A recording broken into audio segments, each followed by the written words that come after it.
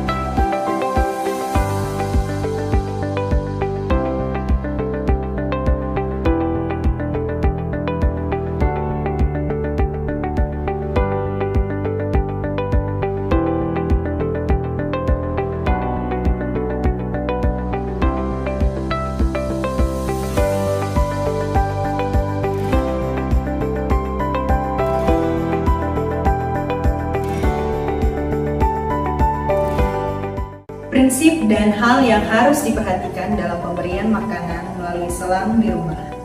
Yang pertama, naikkan kepala 45-60 derajat saat pemberian makanan. Yang kedua, cuci tangan sebelum menyiapkan makanan dan setelah pemberian makanan. Cuci spuit sampai bersih. Yang ketiga, perhatikan batas yang sudah ditandai perawat agar makanan tepat masuk ke dalam lambung. Yang keempat, periksa posisi dan kepatenan selang makanan dengan cara yang pertama, mencelupkan ujung selang ke dalam wadah berisi air dan pastikan tidak ada gelembung.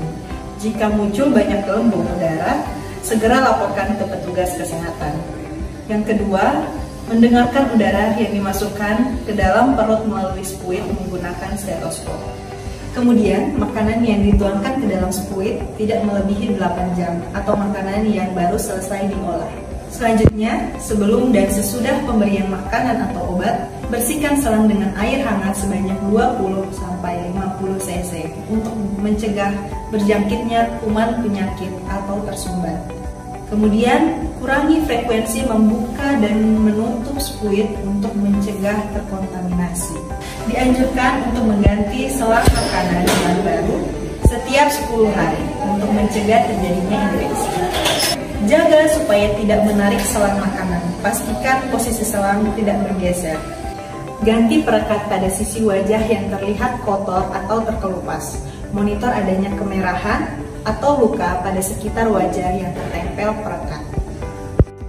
Segera hubungi petugas kesehatan bila mendapatkan masalah sebagai berikut. 1. Selang masih tersumbat meskipun sudah dibilas dengan air.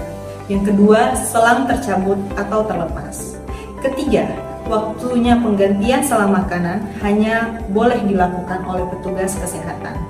Yang keempat, sisa makanan pada selang nampak tidak seperti biasanya, misalnya berwarna coklat atau gelap. Kelima, batuk, tersedak atau muntah saat pemberian makanan. Yang keenam, perut nampak kembung atau keras saat ditekan. Yang ketujuh, demam. Yang kedelapan, tampak adanya darah pada sekitar selang atau dari sisa makanan pada selang makanan.